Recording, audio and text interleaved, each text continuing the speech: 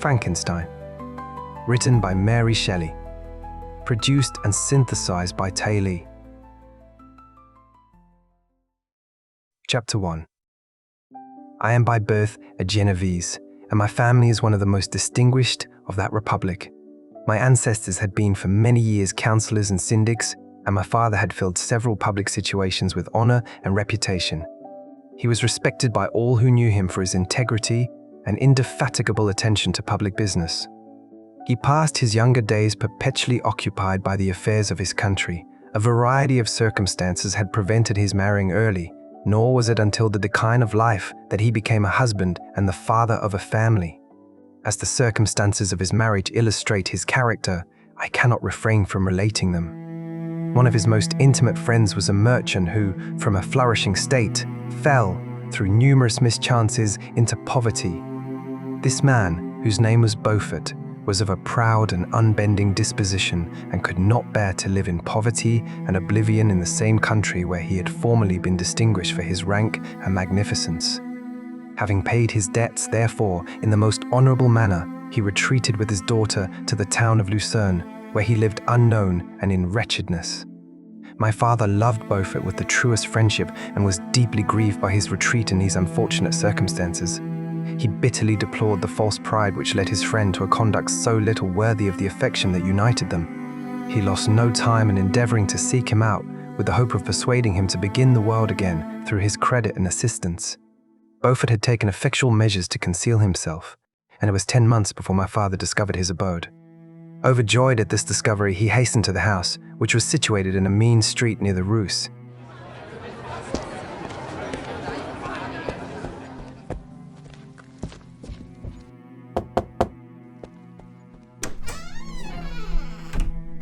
When he entered, misery and despair alone welcomed him.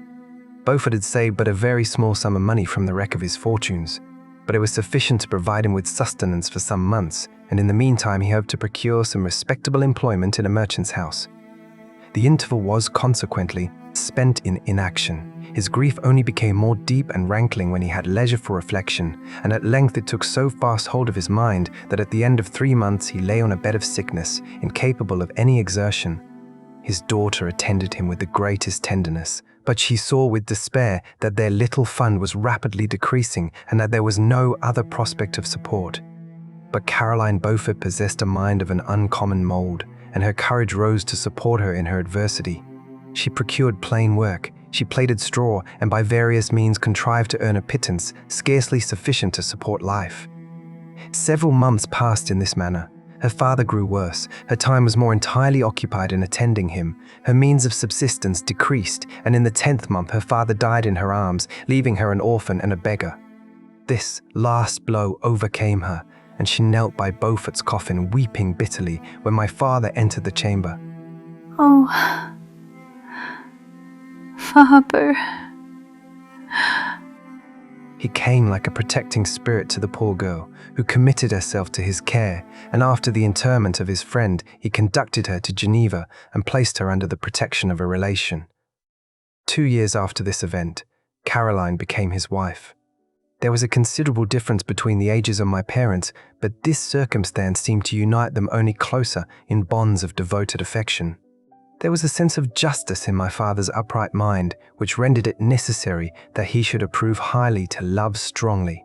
Perhaps during former years he had suffered from the late discovered unworthiness of one beloved, and so was disposed to set a greater value on tried worth.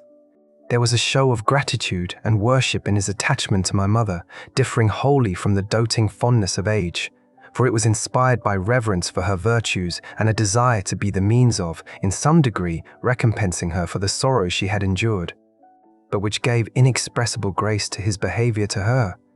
Everything was made to yield to her wishes and her convenience. He strove to shelter her, as a fair exotic is sheltered by the gardener, from every rougher wind, and to surround her with all that could tend to excite pleasurable emotion in her soft and benevolent mind. Her health, and even the tranquility of her hitherto constant spirit, had been shaken by what she had gone through. During the 2 years that had elapsed previous to their marriage, my father had gradually relinquished all his public functions, and immediately after their union, they sought the pleasant climate of Italy. and the change of scene and interest attendant on a tour through that land of wonders as a restorative for her weakened frame. From Italy, they visited Germany and France. I, their eldest child, was born at Naples and as an infant accompanied them in their rambles. I remained for several years their only child. Much as they were attached to each other, they seemed to draw inexhaustible stores of affection from a very mine of love to bestow them upon me. My mother's tender caresses and my father's smile of benevolent pleasure while regarding me are my first recollections.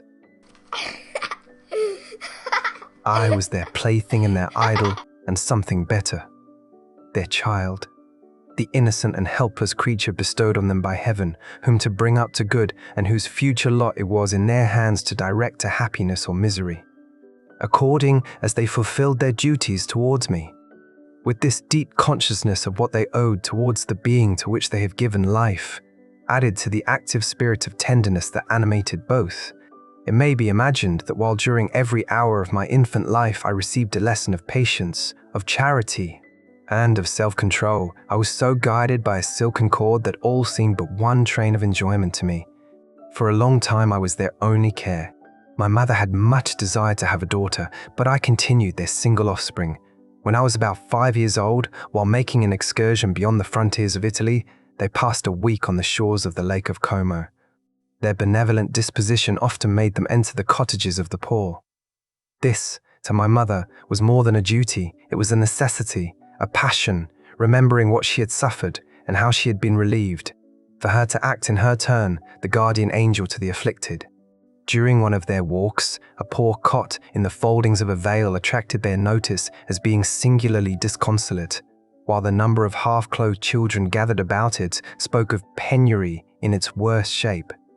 One day, when my father had gone by himself to Milan, my mother, accompanied by me, visited this abode.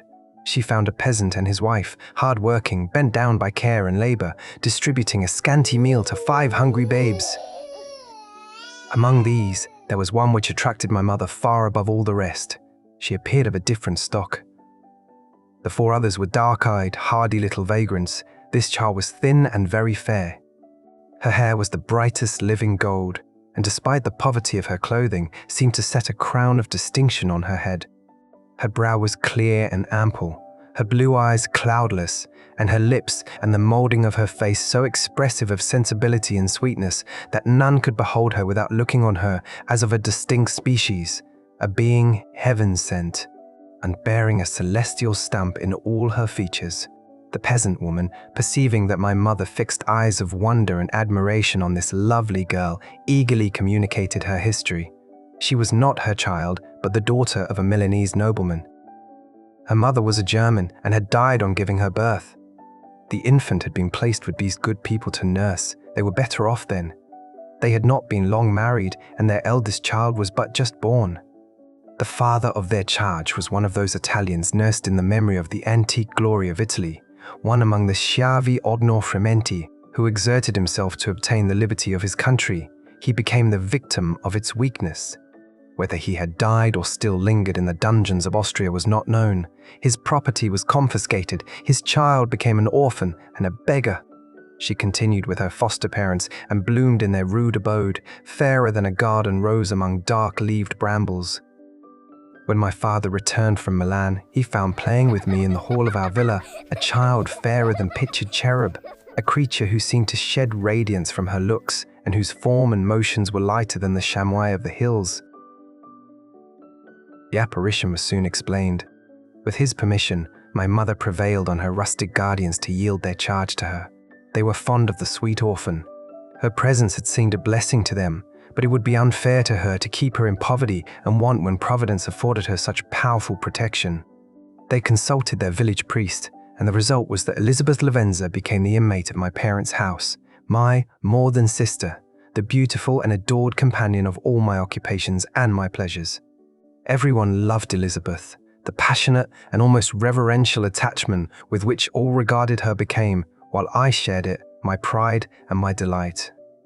On the evening previous to her being brought to my home, my mother had said playfully, "I have a pretty present for my Victor. Tomorrow he shall have it." And when, on the morrow, She presented Elizabeth to me as her promised gift. I, with childish seriousness, interpreted her words literally and looked upon Elizabeth as mine to protect, love, and cherish. All praises bestowed on her I received as made to a possession of my own. We called each other familiarly by the name of cousin. No word, no expression could body forth the kind of relation in which she stood to me. My more than sister, since till death she was to be mine. Only,